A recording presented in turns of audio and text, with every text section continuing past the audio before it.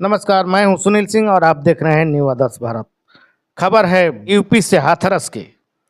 UP police में सिपाही रहे सूरजपाल जाटव कैसे बना भोले बाबा। सूरजपाल जाटव को करीब 28 साल पहले छेड़खानी के मामले में यूपी पुलिस से निलंबन की सजा मिली थी। उत्तर प्रदेश में हाथरस जिले के सिकंदरा मऊ इलाके के पुलोराई गांव में आयोजित एक सत्संग में मची भगदड़ में अब तक 122 लोगों की मौत की सूचना मिल चुकी है। अब यह सवाल उठ रहा है कि सत्संग किसका था। यह सत्संग नारायण साकार हरि नाम के कथावाचक का था, जिसके पोस्टर हाथरस की सड़कों पर लगाए गए थे। इस कथावाचक को लोग भोले बाबा और विश्व हरि के नाम से भी जानते हैं। जुलाई महीने के पहले मंगलवार को होने वाले आयोजन को मानव मंगल मिलन कहा जाता था और उसके आयोजक के तौर पर मानव मंगल मिलन सद्भावना समागम समिति का नाम था। इस समिति के 6 आयोजक के नाम भी है, लेकिन उन सबके मोबाइल बंद है और स्थानीय पुलिस का संपर्क भी इन लोगों से नहीं हो पा रहा है। सूरजपाल जाटव नामक पूर्व पुलिस कांस्टेबल ने नौकरी छोड़कर यह रास्ता अपनाया और देखते देखते लाखों भक्त बना लिए।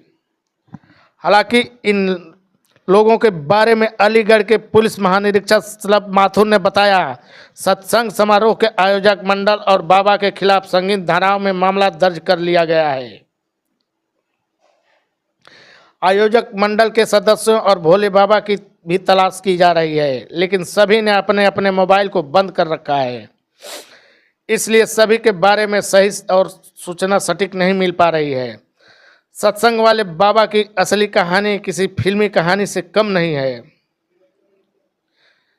सूरजपाल जाटव नामक पूर्व पुलिस कांस्टेबल ने नौकरी छोड़कर यह रास्ता अपनाया और देखते देखते लाखों भक्त बना लिए।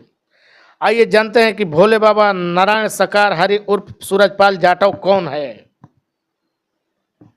नारायण साकार हरि एटा जिले में अलग हुए कासगंज जिले के पटियाली के बहादुरपुर गांव के निवासी है। उत्तर प्रदेश की पुलिस नौकरी की शुरुआती दिनों में वे स्थानीय अधिसूचना इकाई एलायू में तैनात रहे और करीब 28 साल पहले छेड़खानी के एक मामले में अभियुक्त होने के कारण निलंबन की सजा मिली। निलंबन के कारण सूरजपाल जाटव को पुलिस सेवा से बर्खास्त कर दिया गया था। हालांकि इससे पहले सूरजपाल जाटव करीब 18 पुलिस थाना और स्थानीय अभिसूचना इकाई में अपनी सेवाएं दे चुके थे। इटावा के वरिष्ठ पुलिस अधीक्षक संजय कुमार बताते हैं कि छेड़खानी वाले मामले में सूरजपाल एटा जेल में काफ़ी लंबे समय तक कैद रहे और जेल से रिहा के बाद ही सूरजपाल बाबा की शक्ल में लोगों के सामने आए। पुलिस की नौकरी छोड़ने का फैसला। पुलिस सेवा से बर्खास्त होने के बाद सूरजपाल अदालत की शरण में गए, फिर उनकी नौकरी बहाल हो गई, लेकिन 2002 में आगरा जिले से सूरजपाल ने बीआरएस से लिया। पुलिस सेवा से मुक्ति के बाद सूरजपाल जाटव अपने गांव नगवा बहादुर पहुंचे और जहां कुछ दिन रुकने के बाद उन्होंने ईश्वर से संवाद होने का दावा किया और खुद को भोले बाबा के तौर पर स्थापित करने की दिशा में काम शुरू कर दिया। कुछ सालों के अंदर ही उनके भक्त कई नामों से बुलाने लगे और इनके बड़े बड़े आयोजन शुरू हो गए, जिनमें हजारों लोग शरीक होने लगे। इटावा के वरिष्ठ पुलिस अधीक्षक संजय कुमार ने बताया कि 75 साल के सूरजपाल उर्फ भोले बाबा 3 भाई हैं। सबसे बड़े सूरजपाल हैं, दूसरे नंबर पर भगवान दास हैं जिनकी मौत हो चुकी है, जबकि तीसरे नंबर पर राकेश कुमार है जो पूर्व में ग्राम प्रधान भी रह चुके हैं। इस बात की पुष्टि हुई है कि अपने गांव में अब बाबा का आना जाना कम रहता है। हालांकि बहादुरपुर गांव में उनका चैरिटेबल ट्रस्ट अब भी सक्रिय है। अपने सत्संगों में नारायण साकार ने यह दावा कई दफ़ा किया है कि उन्हें यह नहीं मालूम कि सरकारी सेवा से यहाँ तक खींचकर कौन लाया।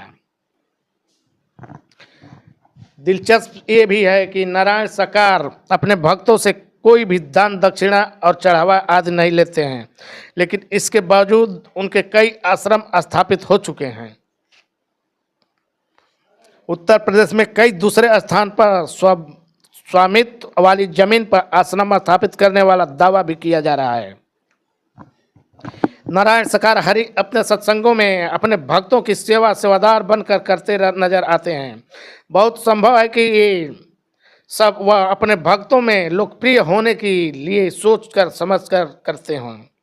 वह हमेशा सफ़ेद कपड़ों में दिखते हैं। नारायण सरकार पायजामा, कुर्ता, पैंट, शर्ट और सूट तक में नजर आते हैं।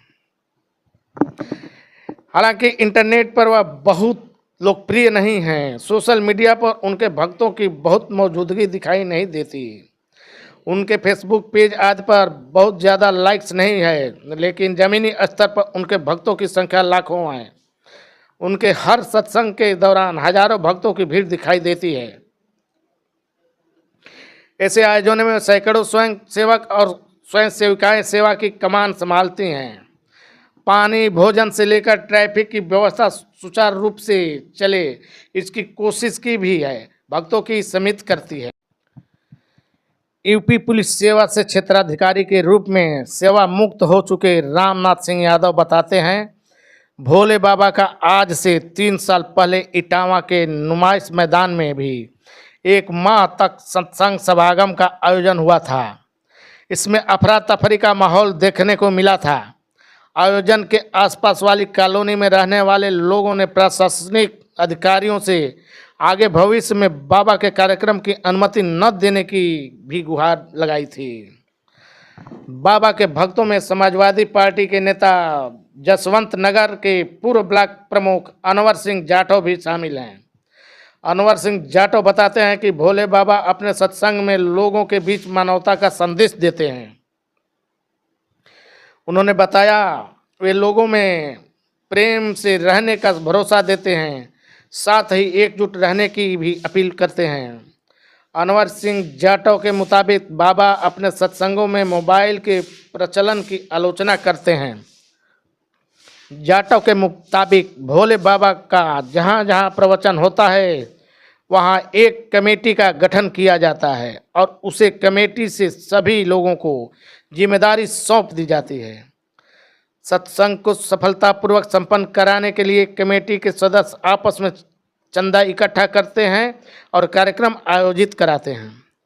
इटावा में मानव मंगल मिलन सेवा समिति के बैनर तले सत्संग का आयोजन हुआ था।